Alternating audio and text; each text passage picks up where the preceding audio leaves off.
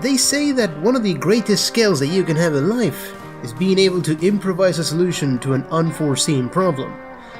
I'm not sure the apocalypse was one of the problems that they were talking about when they were thinking of that phrase. However, the people of Hope County certainly seem to have taken it to heart, given the arsenal that they offer you. From simple shotguns to sniper rifles that have been mended with anything that they could possibly find, just to make sure that these weapons that may have decades upon decades of age are able to fire just one more shot. Which, out there in the strange new world that has come from the apocalypse, could mean the difference between life and death.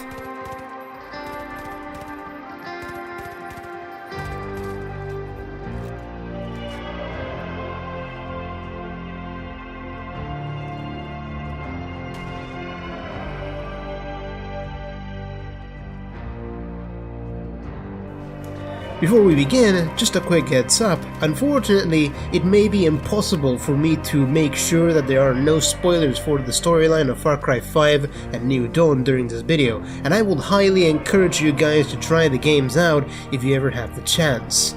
That said, if you don't mind spoilers, welcome to Strange Arsenal, and let's take a look at what makes the weapons from Far Cry New Dawn so unique and interesting in my view. Most of the weapons that you will see in Far Cry New Dawn actually come from other installments in the series, from something like the classic M1911 to the prestige weapons like the P08 or even the MP40, as well as stuff like the good old classic AK-47 and the many other little toys that you have more than likely used to kill either people in Far Cry 4, 5, 3, or any of the spin-offs. What's interesting gameplay-wise about the weapons from this game, and for the record we're going to be talking about them as a whole, not just one in particular, but they are all now separated by ranks, going from 1, 2, 3, and 4, which is also known as Ultimate. Now, the interesting part about these separations of the ranks is that you will notice that many of the weapons on rank 1 are just old, rusty examples of most of the weapons that you have probably used before in the series, from rifles to the aforementioned M1911, perhaps a shovel or a bat if you happen to really like the melee weapons. But as you start progressing forward, you will notice that the weapons start getting more modifications, which are clearly homemade modifications. Magazines that used to be able to hold themselves just fine now need to have new places bolted in there just to be able to make sure that the spring doesn't just pop out every time you take a shot. Shotguns need their tubing replaced, sometimes with PVC pipes, just to make sure that things still function and hold shells like they're supposed to. And you will find scopes that are actually modified from lanterns and the aforementioned pipes for sewage and the like. Everything that you see is people trying to do whatever they can with whatever they have available in order to be able to make sure that these firearms are still functioning properly. In a way, this is why I wanted to talk about these weapons in Strange Arsenal, because every single one of these firearms, through the modifications that they have on, tells a unique and interesting story. Think for example of the sniper rifles. Many of them utilize piping in some shape or form for either the scope or the barrel. And you have to wonder, how did they come to think of that as a possibility? Perhaps the gunsmith that was fixing the firearm had to decide, given how little resources there were, do I scavenge what's left of my home's bathroom in order to find something that will fit here? Or do I just leave this be and just hope that I never have to use this firearm for self-defense? Clearly a lot of people will say, hey, you know what? It's the apocalypse. Plumbing can wait for a little while, as they slap that thing on and make a makeshift scope. Many of the weapons, like the AK-47 that I mentioned earlier, will also have some makeshift bayonets attached to them, which can go from a simple screwdriver to a kitchen knife to even a pair of scissors. This isn't just a visual detail, by the way, you can actually use those things as bayonets, which means that yes, this is a game where you can screw someone to death.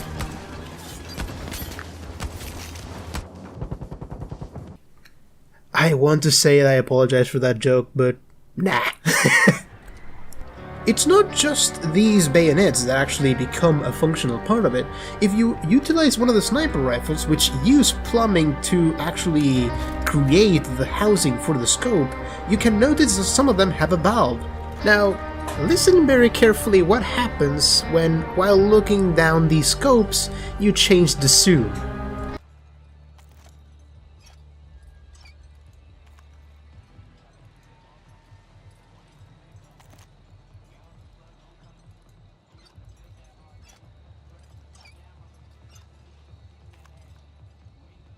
Freaking beautiful.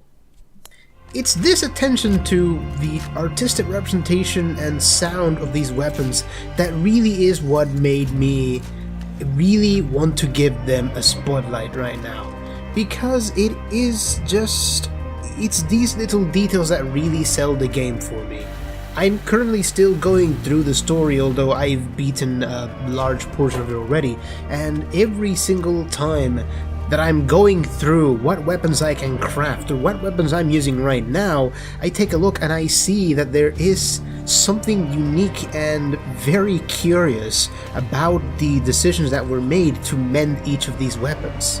Again, some of them will quite literally be utilizing household items bolted in place just to make sure that these things are still working. There's something really unique about the idea of playing a character who is resisting the attacks of these gangs of thugs that appear in the game called the Highwaymen with nothing but a gun that has a tarp for a silencer on the top of it, or that because things are so incredibly lacking in resources around the area that they need to use electrical tape just to be able to make a scope for a weapon. My favorite gun, personally, so far at least, is the M1887 from rank 3, because, well, I already like anything that is lever action, which, you know, I am gonna touch up on a lever action gun at some point, I imagine, but because of the fact that you can see that the feeding tube for the shells, unfortunately at some point just broke, and this is a weapon that is already very, very, very old. So they had to replace it with a pipe. There probably was a time where that same thing allowed people to get water in their homes. Or maybe if you take a look at the bayonets that are made with a screwdriver or with scissors, the screwdriver maybe was part of someone's toolbox, a dad's toolbox that just used it from time to time in order to be able to fix maybe a bicycle at times, or just whatever the hell broke in their house. Or those scissors, those could have been used by somebody's mother in order to be able to help mend their dress, or help with fixing someone's kid's work for school. These are things that all of them could have some sort of connection to the previous lives that many of the men and women in Hope County had, and that now are all gone, and even in the apocalypse where for a brief moment they had a respite. Unfortunately, now they're forced to once again use whatever they have at hand to make sure that they can get out alive. What's interesting too is a weapon that is unique to Far Cry New Dawn, which is the Soul Launcher, which is actually created by literally using what seems to be a small bike engine in order to be able to create a thing that will actually launch saw blades through the air. You know, saw blades that you will actually use for construction purposes. One of these days I will try and make a deeper dive into that weapon in particular, but, well, this is starting to become a bit too long on the tooth, if you will. What I'm trying to get at here is that these are precisely the type of weapons that I think deserve a place in Strange Arsenal. They are unique, they tell a story. Too many and some far too complex for me to be able to really go through them in one video, but they all just are things to be celebrated. It's a unique and creative way in order to be able to tell the player something about the world that they are now inhabiting, that they are now trying to defend, without saying a single word. That level of creativity and attention to detail deserves a spot on these videos. I encourage you guys, if you ever have the chance to try this game out, or if you find it on sale either on Uplay or Steam, to give it a go. And every time you hold one of the weapons in the game, remember that they all are telling you their own unique story. They all carry the personality of the people that mended them to make them into the weapon that they are now. Those scissors that you are using as a bayonet could have been at one point once used by a mother to help her kids with their clothes. Those bungee ropes could have been the set of someone's kid who used to be very big into extreme sports and who, unfortunately, because they didn't have a weapon available, didn't live through the apocalypse. That electric tape that you see holding the grip of your M9 together could have been part of the kid of somebody who was really into computers and who had to give it all up in order to be able to maintain their family and friends safe. In a way, there's a little bit of Hope County in every single one of these firearms. Remember that when you're taking back an outpost from the highwaymen. You're not just carrying a firearm.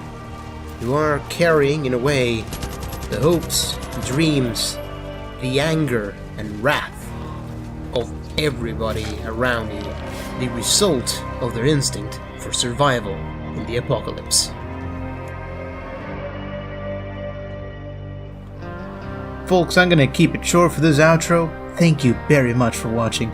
I really appreciate the views, and I'd like to remind you all to subscribe, leave a like if you can, as it helps the channel reach out to more people, and share it with your friends you think may be interested in this. I'll see you all around. Have a good one.